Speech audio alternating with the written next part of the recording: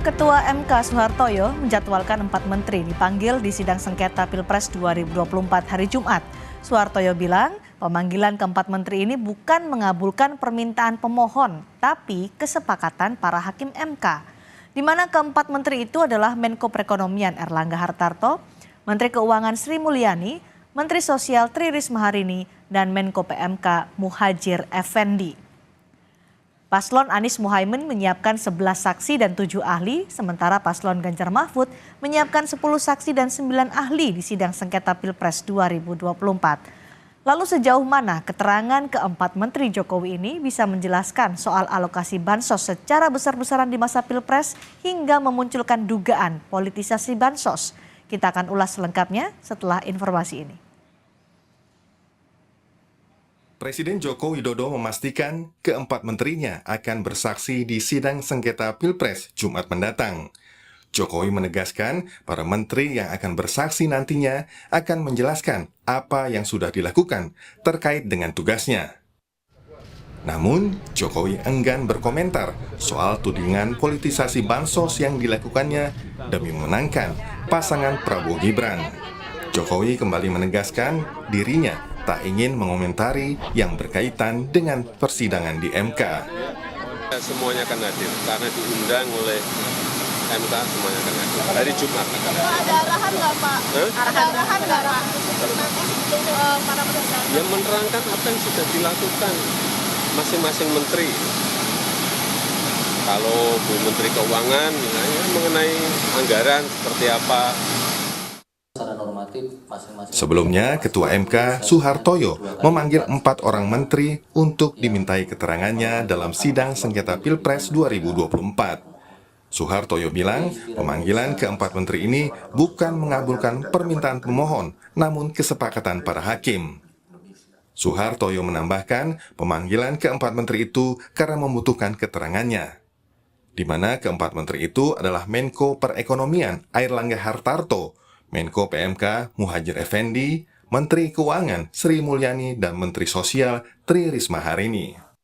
Perlu didengar oleh Mahkamah adalah Saudara Muhadjir Effendi, Menteri Koordinator Bidang Pembangunan Manusia dan Kebudayaan Republik Indonesia. Kemudian yang kedua, Bapak Erlangga Hartarto, Menteri Koordinator Bidang Perekonomian. 3, Ibu Sri Mulyani Indrawati, Menteri Keuangan. 4, Ibu Tri Risma Harini, Menteri Sosial.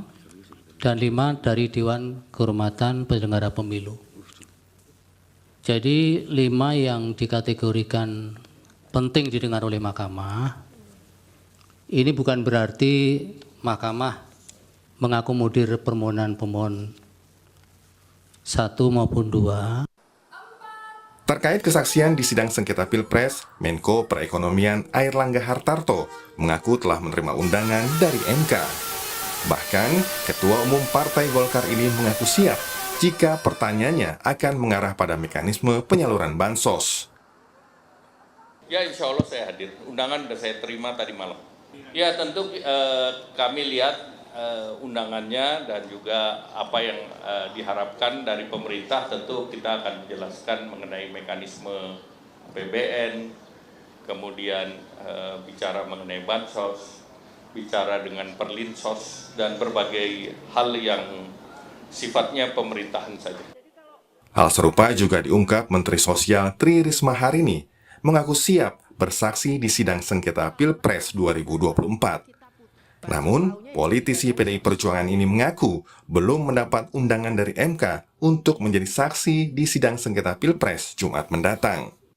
Belum saya terima, ya nanti kalau terima ya saya datang. MK secara resmi telah mengirimkan surat pemanggilan kepada 4 menteri hadir di sidang sengketa Pilpres. MK menyebut keterangan keempat menteri ini untuk didalami sebagaimana dalil para pemohon, bukti yang diajukan, hingga jawaban pihak terkait. Tim Liputan, Kompas TV. Saudara, 4 Menteri Jokowi sudah menyatakan siap memenuhi undangan Hakim MK untuk memberikan keterangan terkait aturan dan prosedur penyaluran bansos di masing-masing kementerian ketika masa tahapan Pilpres berlangsung. Lalu sejauh mana keterangan keempat Menteri Jokowi ini bisa menjelaskan soal alokasi bansos secara besar-besaran di masa Pilpres hingga kebijakan ini memunculkan dugaan politisasi bansos. Kita bahas selengkapnya bersama tenaga ahli utama KSP Yohanes Joko dan pakar hukum tata negara Susi Dwi Haryanti. Selamat malam Bu Susi, Mas Joko. Baik, terima kasih sudah bergabung di Sapa Indonesia Malam. Saya belum mendengar suara Bu Susi. Bu Susi bisa mendengar suara saya?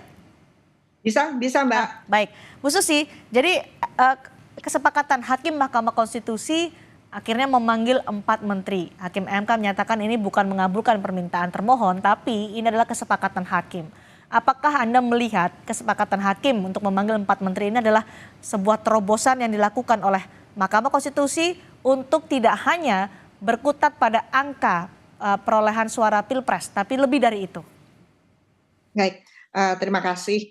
Kalau kita melihat pada praktek-praktek sebagaimana sudah diperlihatkan oleh Mahkamah Konstitusi pada sengketa Pilpres yang lalu, memang pemanggilan 4 menteri ini bagi saya sebetulnya bukan merupakan sebuah terobosan, tetapi ini kan sebagai salah satu alat bukti. Jadi keterangan untuk mengelaborasi, untuk mendalami apa-apa yang sudah disampaikan oleh para pihak gitu ya. Nah, jadi memang sebetulnya itu suatu hal yang biasa. Ini menjadi luar biasa hari ini karena kita mengetahui bahwa sengketa Pilpres 2024 ini adalah sengketa yang kompleks sifatnya dibandingkan dengan sengketa-sengketa Pilpres yang sebelumnya. Mengapa dia kompleks? Pertama, sebagaimana kita ketahui bahwa putra dari incumbent itu ikut serta di dalam kontestasi. Tentu ini akan menimbulkan dugaan-dugaan bahwa pemilihan umum tidak berlangsung secara adil. Dan ini yang kemudian disampaikan juga di dalam dalil yang sudah disampaikan oleh para pemohon. Dengan demikian kehadiran dari 4 menteri ini menurut saya Mahkamah Konstitusi memberikan harapan baru. Jadi memberikan harapan baru kepada bukan saja kepada para pemohon tetapi juga kepada para masyarakat yang dengan seksama melihat jadi bagaimana proses pemeriksaan Pilpres ini dapat berlangsung sesuai dengan prinsip-prinsip yang ada di dalam hukum acara Mahkamah Konstitusi. Karena apa? Karena Mahkamah Konstitusi sebagai salah satu pelaksana dari cabang kekuasaan kehakiman, Mahkamah Konstitusi itu harus menegakkan hukum dan keadilan. Jadi bukan hanya semata-mata menegakkan hukum, apalagi di sini kalau hanya dipandang sebagai hukum tertulis, tetapi juga harus menegakkan keadilan. Jadi pemanggilan 4 menteri ini mudah-mudahan memberikan harapan baru bahwa Mahkamah Konstitusi memang secara bersungguh-sungguh akan menjalankan fungsi-fungsinya. Baik, Mas Joko, jadi ada apa arahan dari Presiden Jokowi kepada 4 menteri nanti ketika akan memberikan keterangan di Mahkamah Konstitusi? Iya, yang pertama tentu kami menghormati ya Mbak, apa yang dilakukan oleh Mahkamah Konstitusi agar Mahkamah Konstitusi itu bisa mendapatkan mendapatkan informasi yang terintegrasi, informasi yang jelas sehingga bisa paham duduk permasalahan terkait permasalahan terutama mengenai bansos ini. Dan kesempatan ini tentu menjadi kesempatan yang berharga bagi kami di pemerintahan Presiden Jokowi untuk bisa menjelaskan juga kepada publik sehingga semua framing, kemudian asumsi, stigma yang selama ini selalu disampaikan berulang kali, narasi-narasi yang mendiskreditkan pemerintah itu bisa dijawab dan bisa dijelaskan dengan lebih clear pada persidangan Mahkamah Konstitusi besok begitu. Kalau terkait arahan dari Bapak Presiden, ya Bapak Presiden nggak memberikan arahan apapun begitu. Monggo silakan seperti yang disampaikan tadi, menghormati, silakan hadir dan justru ya ini menjadi kesempatan dan momentum kita untuk pemerintah untuk bisa memberikan penjelasan dan masyarakat tahu begitu. Oke, Bu Susi, ini kan yang dipanggil adalah pembantu presiden. Sementara yang dipermasalahkan di Mahkamah Konstitusi adalah Presiden Jokowi dengan kebijakan bansosnya. Ketika pembantu presiden dimintai keterangan di Mahkamah Konstitusi, akankah bisa menjelaskan secara detail, sejelas-jelasnya, secara signifikan keterangan terkait dengan jor-joran bansos pada saat masa Pilpres yang akhirnya memunculkan dugaan politisasi bansos. Apakah akan mendapatkan penjelasan yang sangat signifikan dari mereka, para pembantu presiden ini? Saya berharap Mahkamah Konstitusi dapat mendapatkan informasi yang signifikan. Mengapa? Karena saya berangkat meskipun menteri-menteri itu adalah pembantu presiden, tetapi menteri-menteri itu adalah menteri-menteri negara. Dan kepada mereka loyalitasnya seharusnya bukan kepada presiden, tetapi loyalitasnya itu adalah kepada negara. Dan mereka ditunjuk sebagai menteri itu seharusnya atas dasar profesional. Oleh karena itu meskipun menteri-menteri itu adalah pembantu presiden, tapi pada dasarnya mereka adalah pejabat negara dan pejabat negara itu meletakkan loyalitas tertingginya kepada negara, bukan kepada seorang presiden. Dan ketika bicara mengenai negara, maka ada berbagai hal-hal yang patut untuk dipertimbangkan. Misalkan seperti bansos gitu ya. Jadi semuanya itu diletakkan di dalam konteks negara, kepentingan rakyat gitu. Baik, silakan Mas Joko. Iya, Mbak Cindy, yang pertama saya ingin mengkoreksi gitu, Mbak. Saya ingin menyanggah selalu stigma yang digunakan tentang jor-joran bansos di era Pilpres. Saya punya datanya begitu, Mbak. Bagaimana realisasi perlindungan sosial ini sampai akhir bulan Februari. Dari tahun 2020 sampai tahun 2024. Angkanya kisarannya sama, kurang lebih misalnya 2020 itu angkanya 42,9 triliun, kemudian di 2022 48,9 triliun, lalu di 2024 kemarin itu yang orang selalu mengatakan jor-joran bansos, perlinsos ya Mbak, yang saya sebut adalah perlinsosnya itu 37,9 triliun.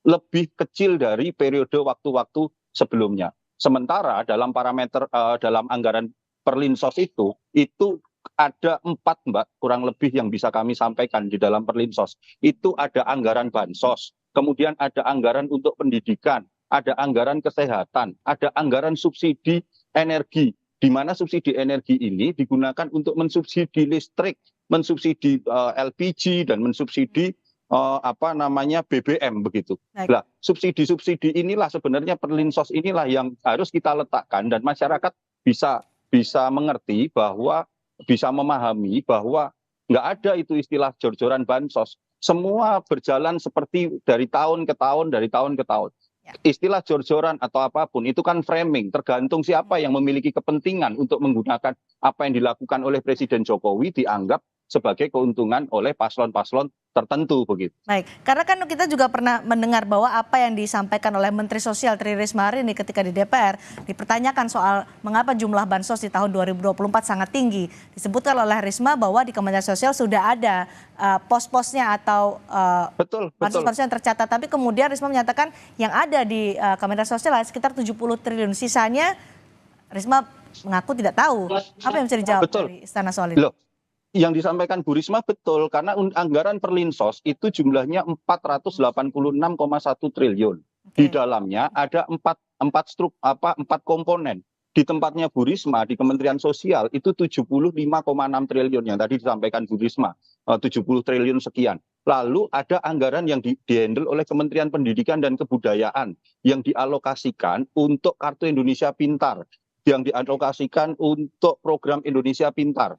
Kemudian ada juga yang di Kemenkes yang digunakan untuk PBI JKN, Jaminan Kesehatan Nasional.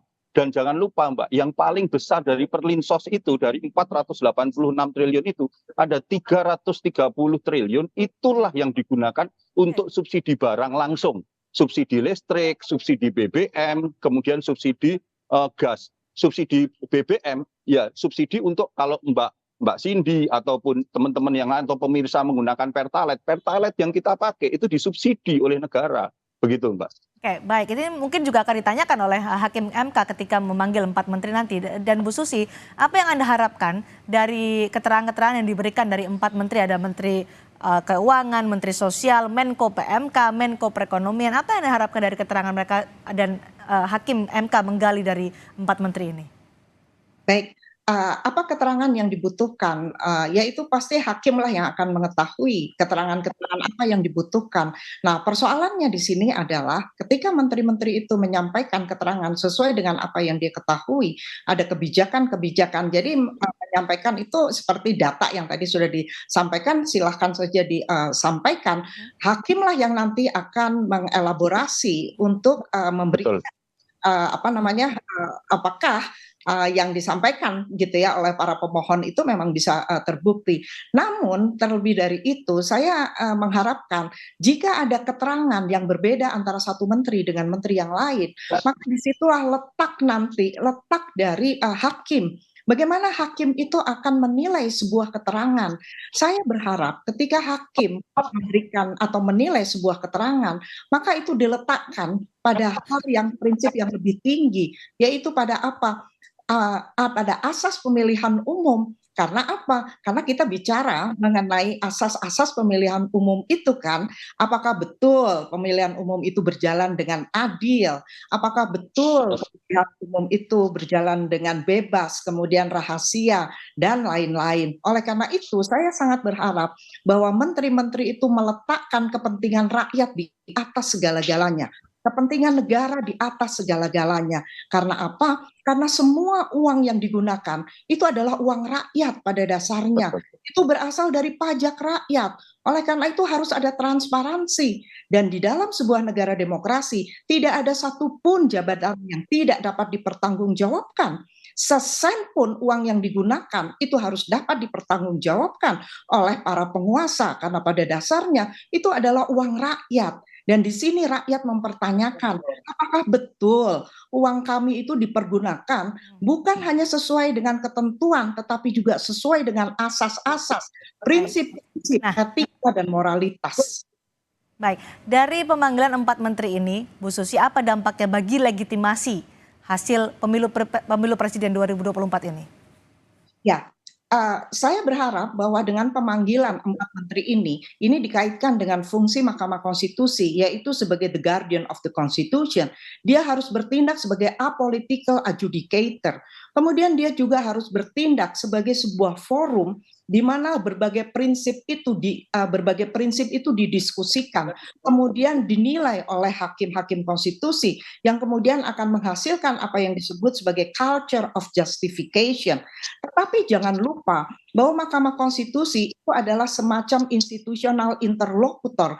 Hakim-hakim konstitusi itu harus berani untuk men-challenge berbagai bukti yang sudah disampaikan baik oleh pemohon, kemudian juga keterangan yang disampaikan termasuk oleh 4 menteri.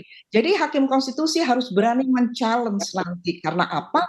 Karena pada dasarnya Mahkamah Konstitusi itu diharapkan untuk bisa mewujudkan apa yang disebut sebagai demokrasi konstitusional, yaitu sebuah demokrasi yang didasarkan atas prinsip-prinsip dan asas-asas Undang-Undang Dasar, termasuk di sini adalah Undang-Undang Dasar 1945.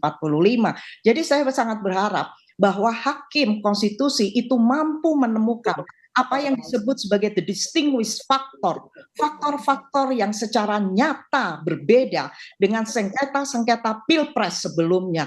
Begitu hakim konstitusi mampu membuktikan bahwa ada distinguished factor yang sangat memengaruhi hasil pemilihan umum atau pilpres, maka saya sangat berharap bahwa hakim itu dapat memberikan putusan yang terbaik, yaitu putusan apa? Putusan berdasarkan hukum dan rasa keadilan. Dan apakah dampaknya dengan pemanggilan 4 menteri ini dengan permohonan dari baik pasangan 01 maupun pasangan 03 yang selalu mengungkit soal bansos disebut-sebut sebagai sumber dari kecurangan pemilu 2024 ini, Bu Susi? Ya, saya berharap bahwa dengan kedatangan 4 menteri ini, maka akan ada penyampaian informasi yang secara komprehensif, bukan hanya berdasarkan angka-angka semata, tetapi bagaimana angka-angka itu digunakan dan dilihat dengan helikopter view, yaitu apakah diberikan pada saat yang tepat, apakah memang tadi, jika memang ada dugaan bahwa itu dipercepat, maka menteri-menteri itu harus mampu untuk memberikan keterangan apa yang disampaikan oleh para pemohon itu, dan itu akan sangat tergantung kepada hak. Mungkin ini singkatnya atau simpelnya pemikiran dari masyarakat. Dengan pemanggilan menteri ini bisakah membatalkan hasil pemilu? Singkat saja Bu Susi sebelum saya ke Mas Joko. Kita akan lihat bagaimana nanti hasil elaborasi pendalaman dari situ, karena saya tidak dapat memastikan gitu ya. Kalau misalkan memang itu yang tadi saya katakan, apabila distinguish faktor itu ditemukan oleh hakim konstitusi, maka putusannya itu bisa saja putusan yang berbeda dengan sengketa-sengketa pilpres yang lainnya. Jadi sangat penting bagi hakim untuk menemukan faktor-faktor pembeda yang sangat nyata di dalam sengketa pilpres 2024 dibandingkan dengan pilpres yang Bersih. Baik, silakan Mas Joko. Saya juga ingin bertanya Mas Joko soal bagaimana nanti Presiden menghadapi ketika 4 menterinya akan memberikan keterangan di Mahkamah Konstitusi. Silakan. Ya, apa yang disampaikan Pak Presiden kemarin tadi kan justru malah itu memperjelas kan, Mbak, bahwa tidak ada hal yang ditutupi. Pak Presiden juga tidak memberikan arahan apapun kepada para menteri-menteri yang dipanggil dan mempersilahkan. Karena dengan begitu kami pun yang di pemerintah ini senang dengan dipanggilnya di MK, para keempat menteri ini bisa menjelaskan duduk persoalan yang sebenarnya dan bagaimana kebijakan-kebijakan pemerintah terkait perlindungan sosial. Jadi kita bukan hanya bicara tentang bansos, Mbak, tapi tentang perlindungan sosial itu digelontorkan.